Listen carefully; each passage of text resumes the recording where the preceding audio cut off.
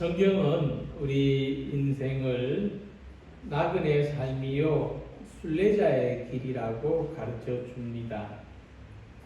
나그네와 순례자의 삶이 가진 특징은 지금 머물러 있는 곳에서 영원히 살 수 없다는 것을 말합니다. 인생이 나아가야 할 분명한 목적지가 있다는 것입니다.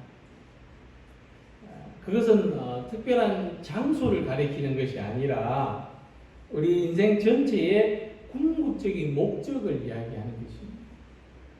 그래서 앞으로 계속해서 살아가야 될 날들이 남아있는 사람은 모두가 이 세상의 나그네요 순례자들이라고 할 수 있는 것입니다. 오늘 함께 읽으신 시편 120편에서 시편 134편까지는 성전에 올라가는 노래입니다. 지난주에 말씀드렸던 것처럼 이스라엘 백성들이 절기를 맞이해서 예루살렘 성전을 향하여 순례길을 가는 동안에 불렀던 찬송입니다. 그래서 성전에 올라가는 노래는 순례자가 치러야 되는 불편한 대가도 있지만 또 마침내 주어지는 보상도 있다는 것을 가르쳐 줍니다. 순례자의 길은 여유롭게 여행을 즐기는 것이 아니라 목적지를 향해서 고단하고 힘든 길을 가는 것인데, 하지만 목적지에 다다를 때는 이전에 결코 얻을 수 없었던 기쁨을 가지게 되는 것입니다. 무엇보다도 우리는 신앙생활하는 사람들, 신앙의 길을 가는 영적인 순례자들입니다. 이 말은 무슨 뜻이냐면 우리가 이 세상에서는 육적인 수고를 다하지만 그 대가로 하나님으로부터는 영적인 위로를 받는 사람들이라는 말씀이죠. 비록 세상에서는 고통을 겪고 환난을 겪지만 그러나 하나님 앞에서는 위로가 있는 사람들입니다. 그래서 우리는 이 시편 120편에서 134편에 나타나는 성전에 올라가는 노래를 묵상함으로써 하나님이 주시는 영적인 위로를 얻고자 합니다. 특별히 매주일마다 이 말씀을 묵상하는 동안 오늘은 120편의 말씀을 묵상하지만 다음 주는 121편의 말씀을 계속해서 묵상할 것인데, 한 주 동안 이 말씀을 미리 묵상하면서 하나님이 주시는 은혜를 미리 경험하시고 소망하시기를 바랍니다.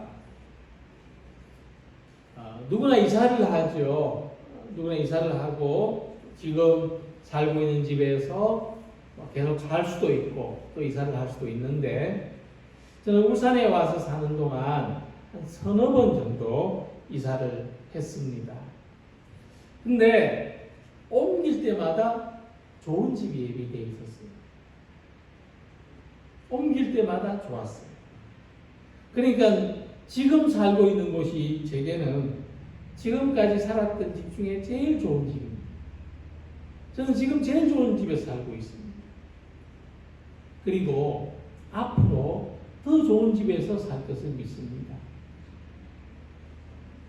이것은 집의 겉모습을 이야기하는 것이 아니에요. 순례자의 삶이 이와 같다는 겁니다. 순례자에게는 지금보다 더 나은 집, 더 좋은 은혜, 더 큰 축복이 예비되어 있는 것이기 때문이죠. 그래서 영적인 순례를 하는 사람은 항상 더 나은 곳을 바라봅니다. 그렇기 때문에 지금 머물러 있는 곳을 미련 없이 떠날 수 있는 사람들이죠. 무엇보다 우리는 하나님과 영원히 함께 살아가는 집을 소망합니다. 영원한 안식이 있고 영원한 위로가 있고 영원한 평강이 있는 집을 소망합니다. 예수님은 그곳을 가리켜 말씀하시기를 내 아버지의 집이라 말씀하셨습니다. 우리는 갈 곳 없이 오늘은 어디로 갈까 떠도는 방랑자의 삶을 사는 것이 아니라 더 나은 집을 향해서 분명히 갈 곳이 있는 그곳을 향해서 순례자의 삶을 살고 있습니다. 예수님께서 예비해 놓으신 곳, 하나님의 영원한 은혜가 머물러 있는 더 나은 집을 향해서 함께 나아가는 성도님들이 되시기를 축복합니다. 우리가 산에 올라갈 때 좀 낮고 가까운 산에 올라갈 때는 준비하는 과정이 그렇게 어렵지 않습니다. 그냥 입던 옷에 또 신던 신을 신고도 홀가분하게 다녀올 수가 있습니다. 하지만 높은 산에 올라가려면은 준비하는 과정이 매우 복잡합니다. 뿐만 아니라 정상에까지 단번에 올라갈 수 없기 때문에 산 아래에 베이스 캠프를 쳐야 됩니다. 그래서 우리는 내가 지금 머물러 있는 곳에 베이스 캠프를 쳐야 됩니다. 지금 머물러 있는 곳을 신앙의 베이스 캠프로 삼아야 됩니다. 그래서 영적인 순례에서 이 베이스 캠프는 하나님께로 더 가까이 나아가기 위해서 신앙생활을 더 충만하게 하기 위해서 준비를 단단히 해야만 하는 우리 현실입니다. 현재의 삶을, 오늘의 삶을 믿음의 베이스 캠프로 삼는 여러분들이 되시기 바랍니다. 지금 내가 서 있는 곳이 어딘가? 지금 나는 어떤 곳에서 살고 있는가? 지금 내게는 어떤 준비가 필요한가? 그것을 먼저 살펴보시기를 바랍니다. 시편 120편을 볼 때 1절에서 내가 환난 중에 여호와께 부르짖었더니 하고 시작해서 내가 말할 때 그들은 싸우려 하는도다. 7절 말씀으로 끝을 맺고 있습니다. 지금 우리가 살고 있는 우리가 이 베이스 캠프를 쳐야 되는 이 세상의 모습도 시편의 상황과 별로 다를 게 없습니다. 지금 우리가 있는 세상 속에도 이념의 문제, 분배의 문제, 인간관계에서 끊임없이 다툼이 일어나고 있습니다. 뿐만 아니라 우리는 자기 자신과도 끊임없는 갈등을 경험하며 살고 있습니다. 우리는 자기 안에 있던 욕구와 현실의 갈등, 간격, 또 시련과 고통의 문제, 또 가치관의 갈등, 이걸 선택할 거냐, 저걸 선택할 거냐. 우리는 세상 속에서 평화롭게 살기를 원하지만 우리와 싸우려 하는 사람도 많습니다. 심지어 우리 자신과도 싸워야 되는 것이 오늘의 현실입니다. 네, 우리 성도님들을 볼 때에 우리 가운데는 어느 누구도 먼저 싸우자고 달려드실 분이 없는 줄 압니다. 그런데 누가 우리에게 싸우자고 달려든다면 그 참 고통스러운 일이 아니겠습니까?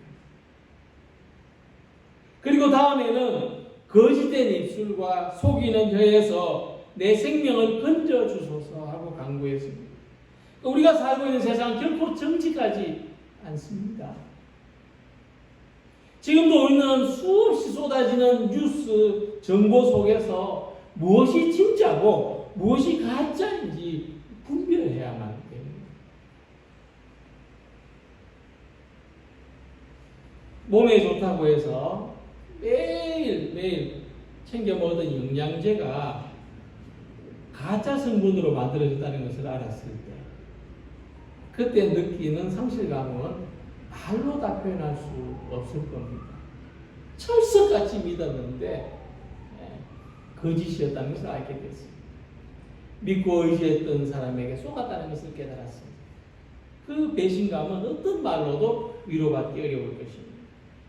그 중에서도 가장 심각한 것은 하나님이 없다고 말하는 것입니다. 이 세상에 하나님과 상관없이 움직이고 우리도 우연히 존재하게 됐다. 이 무신론적인 말을 들을 때 내가 잘못 믿고 있는 것은 아닌가? 존재하지도 않는 하나님을 믿는 것은 아닌가? 이런 불안도 경험할 수가 있습니다. 이 세상은 너무나 거짓이 많습니다. 그리고 말씀하기를 매색에 머물며 계달의 장막 중에 머무는 것이 내게 화로다라고 했습니다. 이 매색과 계달은 이방인들과 적대적인 부족들을 가리킵니다. 또 그들은 이스라엘 백성들에게 쉴 새 없이 싸움을 걸어오는 위협적인 존재들인데 그럴 줄도 모르고 그곳에 머물렀다는 것은 화를 자초했다는 것이 아닙니까? 이 시대를 사는 사람들은 내가 가지고 있는 것을 지킬 것인가 빼앗길 것인가 더 많이 얻을 것인가 더 많이 잃을 것인가를 심각하게 생각해야 되는 현실 속에 살고 있습니다. 이처럼 우리의 베이스 캠프는 결코 안전하거나 평안한 상태에 있지 않습니다. 이곳에 계속 틀을 잡고 머물러 살 수 없는 자리입니다. 그래서 현재 머물러 있는 곳은 우리에게 영원한 집이 될 수 없고 임시로 필요한 자리라고 하는 것이죠. 우리는 다툼과 거짓과 상실의 위협 속에 살고 있지만 그러나 이 모든 상황은 여기서 머물러 살아가는 것이 아니라 하나님께로 더 가까이 나아가야 하는 디딤돌이 되어야 한다는 것입니다. 하나님의 집으로 올라가는 영적인 순례를 해야 한다는 것입니다. 그러기 위해서 단단히 무장을 하고 길을 나서는 순례자들이 되시기를 소망합니다. 우리의 삶은 반드시 베이스 캠프를 떠나서 더 나은 목적지로 나아가야만 합니다. 그래서 순례자는 싸움과 거짓과 상실의 위협이 가득한 세상에서 떠나기를 소망하고 있습니다. 평화가 있고 진리가 있고 위로가 있는 하나님의 장막에 들어가기를 바라는 것입니다. 아직도 이 세상에서 뭔가 내가 얻을 것이 있다고 생각한다면, 뭔가 세상에 속해 있는 것이 내게 이익이 된다고 생각한다면 우리는 계속 머물러 있기를 고집할 수 있겠지만, 그러나 우리가 깨달았을 때 내가 더 이상 이 세상에 내게 줄 수 있는 위로가 없다는 것을 알았을 때 우리는 이 세상을 떠나서 하나님의 장막으로 옮겨 살기를 바라게 되는 것입니다. 그 첫걸음은 바로 이 세속적인 삶의 방식에서 떠나는 것을 말합니다. 이 세속적인 삶의 방식은 뭐냐면 하나님을 믿지 않는 사람들처럼 행동하는 것입니다.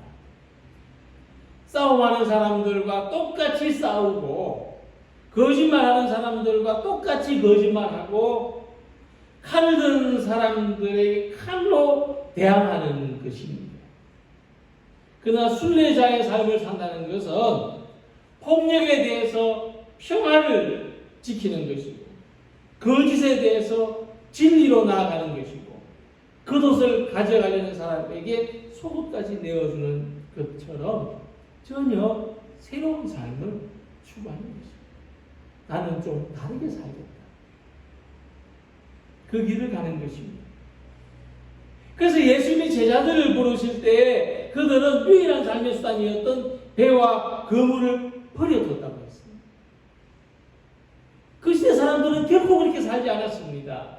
누구나 그물을 가지고 싶어 했고 배를 가지고 싶어 했는데 오히려 그들은 예수님을 따르기 위해서 배와 그물을 버려두고 사람을 낳는 어부의 삶을 걸어갔다고 하는 것입니다. 이 세상과 거꾸로 살아갈 수 있는 용기, 바로 순례자의 삶인 것입니다. 그래서 예수님은 제자들을 부르실 때 죽은 자들이 그들의 죽은 자들을 장사하게 하고 너는 나를 따르라 말씀하셨습니다. 이 말씀은 우리들에게 죽음에 속한 삶을 살 것인가 생명에 속한 삶을 살 것인가 선택해야 된다는 말씀이셨습니다. 그래서 예수님을 따르는 삶, 하나님의 집으로 올라가는 삶은 이 세상적인 삶의 방식에 대해서는 아니오라고 하는 것입니다. 그리고 하나님께서 말씀하시는 삶, 예수께서 따라오라고 하시는 그 삶에 대해서는 아멘 하는 것입니다. 이렇게 살아가기 위해서 우리는 지금까지의 살아온 삶에 대해서 혁명적인 변화를 시도해야 됩니다. 예수님이 세상에 오셔서 혁명적으로 말씀하셨죠. 회개하라. 천국이 가까워집니다. 그 시대에 살고 있는 사람들에게는 전혀 뜻밖의 말씀, 한 번도 누가 이런 말을 한 적이 없었습니다. 그러나 예수님은 회개하라. 천국이 가까워집니다. 말씀하셨습니다. 그것은 하나님 나라를 향해서 걸어가라. 지금 가는 길에서 돌이켜서 자기가 살아갈 방향을 새롭게 결단하라 하시는 것이었습니다. 누가복음의 비유에 나온 이 둘째 아들은요, 이 살던 대로 살고자 했습니다. 지금까지 살아온 방식을 바꿀 수 없었어요. 바꾸지 못했습니다. 마치 막 큰 물에 떠밀려가는 것처럼 결국에는 아버지의 유산을 미리 받아서 아버지 집을 나갔습니다. 근데 그는 세상에 들어가서 더 깊이 추락하고 말았습니다. 완전히 나락에 떨어졌습니다. 이 세상의 심취해서 사는 사람들은, 자기 삶의 방향을 바꾸지 못하는 사람들은 가만히 버려두면 끊임없이 추락하게 됩니다. 높이 올라갈수록 추락하는 깊이도 더 커지게 되는 것입니다. 우리 많은 사람들이 하나님 없이 권력을 쫓고 명예를 쫓고 부를 쫓아서 살아가다가 추락하는 것을 바라봅니다. 그러나 밑바닥을 경험하는 사람일수록 자기 삶의 가장 밑바닥까지 내려갔다가 다시 올라가는 경험을 할 때 우리는 은혜의 소중함을 발견하게 되는 것입니다. 내가 사는 것이 내 힘과 내 능력이 아니라 은혜구나. 하나님의 은혜구나 하는 것을 깨닫게 되는 것입니다. 그래서 우리가 나아가야 할 곳은 세상에 속해 있지 않습니다. 그렇다고 지금 살고 있는 세상을 떠나서 다른 차원의 세상으로 가야 한다는 것도 아닙니다. 하나님이 없는 사람들처럼 싸우고 속이고 빼앗는 그런 삶의 방식을 포기하라는 것이죠. 버리라는 것입니다. 순례자는 이것을 버리고 이것을 떠나서 하나님의 은혜를 향해 나아가는 사람입니다. 우리는 세상에 속한 사람들처럼 싸우고 속이고 빼앗는 삶이 아니라 하나님의 은혜로 살아가는 삶을 선택하는 것입니다. 오히려 빼앗기면서 속임을 당하면서 맞으면서 하나님의 은혜를 추구하는 것이죠. 이전 토고의 온갖 다툼과 거짓된 입술이 난무하는 세상, 사람들에게 실망하게 되는 세상, 계달의 장막처럼 싸움과 속임수가 지배하는 세상에서도 우리의 소망은 오직 하나님과 가까워지는 은혜로우신 하나님 끝에 가까이 나아가는 삶을 소망하며 살아가는 우리 성도님들이 되시기를 바랍니다. 그래서 영적인 순례자는 사람들이 추구하는 삶의 방식을 버려두고 떠나서 하나님의 은혜를 붙들고 살아가는 사람들인데, 여러분 한밤중에 산속에서 길을 잃었는데 비가 오고 막 천둥번개가 내리칩니다. 어떻습니까? 절망적인 것 같죠. 산에서 길까지 잃었는데 억센 비가 내리고 천둥번개를 치니까 말이죠.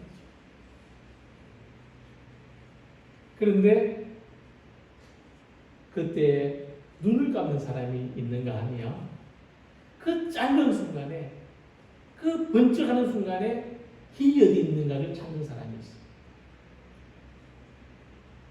하나님의 은혜는 바로 억수같이 쏟아지는 깜깜한 밤중에서도 번쩍이는 번개와 같습니다. 우리가 깜깜한 어둠 속에 살다가도 하나님께로 돌아가는 순간, 하나님께로 향하는 순간 우리 앞에 밝은 빛의 세계가 열리게 되는 것이죠. 그 은혜의 빛을 따라서 나아가는 것입니다. 우리가 가야 할 길, 우리 앞에 밝고 분명한 길이 그때 비치게 되는 것입니다. 그러므로 힘들고 어려울 때도 눈을 감지 말고 어두움 속에 있지 말고 하나님께로 나아가는 그 길을 발견하시기 바랍니다. 그 길을 찾고자 하는 우리 성도님들이 되시기를 바랍니다. 이 세상의 순례자의 길을 가던 성경 속에 수많은 인물들에게 공통된 특징이 있습니다. 수많은 사람들이 나오지만 그들에게는 아주 공통점이 있었어요. 첫째로 그들은 모두가 믿음의 사람들이었습니다. 철저하게 하나님을 주인으로, 역사의 섭리자로 믿고 자기의 의지보다도 하나님의 뜻에 따라서, 때로는 자기의 의지와 하나님의 뜻과 충돌할 때가 있었지만 그래도 그 뜻을 내려놓고 결국은 하나님의 뜻을 따라 살았던 믿음의 사람, 신앙인들이었습니다. 그래서 믿음은 우리의 갈 길을 제시해 줍니다. 둘째로 그들은 분명한 목표를 가지고 살았습니다. 특히 그들의 가진 목표는 과거나 현재에 집착하는 것이 아니었고 미래에 있었습니다. 믿음의 사람들은 희망을 향해 살아갔습니다. 셋째로 그들은 자기 앞에 직면한 고통과 시련을 극복해야 되는 과정으로 삼았습니다. 그들은 그 힘들고 어려울 때에도 하나님을 바라보며 긍정적인 삶을 살고자 했습니다. 믿음의 사람들은 어떤 상황을 맞이해서도 긍정적인 기대를 가지고 살아갑니다. 그래서 그들은 비록 세상에서는 초라하게 보였지만 세상의 권력이나 어떤 물질의 부나 이런 것을 추구하거나 이런 것과 타협하거나 이런 것 앞에서 위축당하지 않았습니다. 오히려 가는 곳마다 하나님의 복을 빌어주는 영적인 권위를 가지고 살았습니다. 비록 그들은 지상에서 장막 생활을 했지만 아무렇게나 살지 않았고 믿음과 소망과 사랑으로 힘써 살았습니다. 이처럼 성경에서 보여주는 나그네 인생의 참모습은 순례자의 삶이었습니다. 우리가 이 땅에서 진정한 그리스도인이 되려면 순례자의 길로 나서야 합니다. 저 멀리 배는 나의 시온성 거룩한 곳 아버지 집 내 사모하는 집에 가고자 한밤을 세웠네. 저 망망한 바다 위에 이 몸이 상할지라도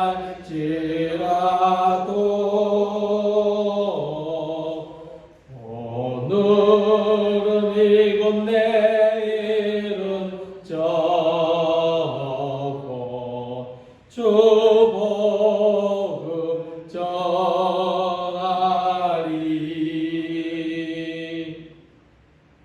할렐루야. 오늘도 우리는 이 자리에 있기까지 짧지만 순례의 길을 걸어왔습니다. 우리가 어디서 살고 있든지 아버지의 집, 성전으로 향하는 길은 순례의 길입니다. 우리의 삶을 그렇게 살아갔으면 좋겠습니다. 이 길로 나올 때는 지금껏 세상에서 살던 것과는 다른 방식의 삶을 선택하는 것입니다. 내가 중심이 아니라 하나님이 중심이 된 삶을 선택하는 것입니다. 이 길로 나올 때는 하나님의 은혜 앞에 나오는 것입니다. 오늘도 하나님의 집을 향해서 나올 때 우리 친구 여러분들에게 주님의 위로가 충만하시기를 기원합니다.